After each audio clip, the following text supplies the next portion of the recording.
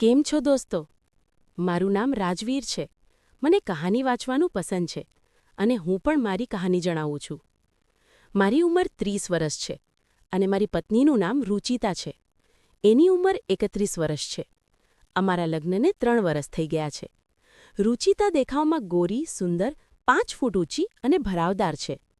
હું એક પ્રાઇવેટ કંપનીમાં નોકરી કરું છું, એટલે હું અને રુચિતા શહેરમાં એકલા રહીએ છીએ અને બાકીનો પરિવાર ગામડે રહે છે. ગામડે મમ્મી પપ્પા અને ભાઈ ભાભી અને એનો એક નાનો છોકરો છે. અમારી લાઈફ બહુ મજાની હતી. અમે ત્યાં એકલા રહેતા એટલે ગમે ત્યારે રમતા હતા. રુચિતા પણ મારો પૂરો સાથ આપતી હતી. વાત ત્યારની છે જ્યારે અમે દિવાળી વેકેશનમાં ગામડે આવ્યા હતા.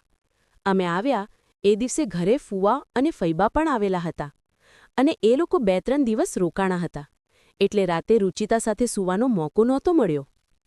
એક દિવસ ભાભીને એના પપ્પાના ઘરે મૂકવા ગયા હતા. બપોરે અમે બધા જમ્યા પછી થોડીવાર બધા બેઠા પછી મમ્મી પપ્પા અને ફૂવા અને ફૈબા બાજુમાં કાકાના ઘરે બેસવા ગયા. એના ગયા પછી રુચિતા રસોડામાં વાસણ સાફ કરતી હતી. હું સીધો રસોડામાં ગયો અને રુચિતાને પાછળથી પકડી લીધી. એ બોલી, મોકાની શોધમાં જ હતા ને? મેં માં જવાબ આપ્યો અને એની ગરદન ઉપર કિસ કરવા માંડ્યો. એ ઊભી વાસણ સાફ કરતી હતી અને હું એની ગરદન અને પીઠ ઉપર કિસ કરતો હતો. મેં રુચિતાના ખભા ઉપર કિસ કરતાં 2 હાથ એના સંતરા ઉપર રાખી દીધા અને એના સંતરાને ધીમે ધીમે દબાવવા માંડ્યો. મારું કીડું ટાઈટ થઈ ગયું હતું.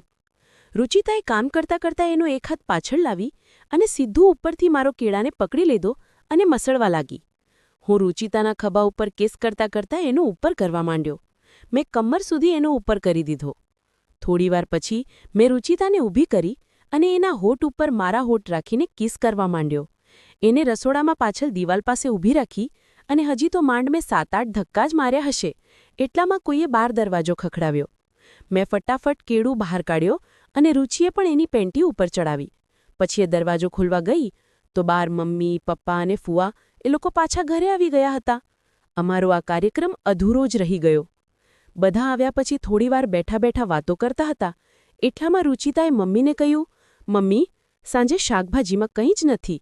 તો હું અને મારી તરફ ઇશારો કરતા બોલી, ખેતરમાં ચક્કર મારતા આવીએ અને સાંજ માટે શાકભાજી લઈતા આવીએ. મમ્મીએ કહ્યું, હા, જતા આવો. રુચિએ મારી તરફ જોઈને થોડો હસીને ઇશારો કર્યો. હું એનો પ્લાન સમજી ગયો હતો. મેં તરત જ બાઇક કાઢ્યું અને અમે બંને ખેતર જવા નીકળી ગયા. રસ્તામાં મેં રુચિતાને કીધું, મસ્ત પ્લાન બનાવ્યો તે? એ હસીને બોલી, તો શું ઘરે તો હવે મેળ પડે એમ નહોતો, તો પછી અહીંયા કામ પતાવીએ. અમે ખેતર પહોંચી ગયા. બપોરનો સમય હતો એટલે લગભગ આસપાસના ખેતરોમાં પણ કોઈ નહોતું. અમારું અડધું ખેતર ખાલી હતી અને અડધામાં કેળ રોપેલી હતી. અમે ત્યાં બાઇક મૂકી અને કૂવા પાસે એક રૂમ બનાવેલો હતો જેમાં બધો સામાન પડ્યો રહેતો. ત્યાં રૂમ પાસે ગયા. રુચિ બોલી, ચાવી લાવ્યા છો ને રૂમની?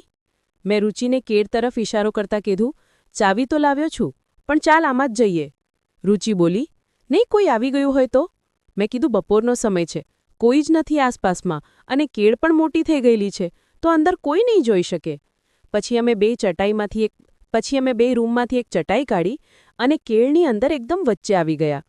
કેળ બહુ મોટી હતી એટલે બહારથી અંદર કંઈ જ દેખાતું નહોતું. અમે ત્યાં નીચે ચટાઈ પાથરી અને ઊભા જ એકબીજાને પકડીને કિસ કરવા માંડ્યા.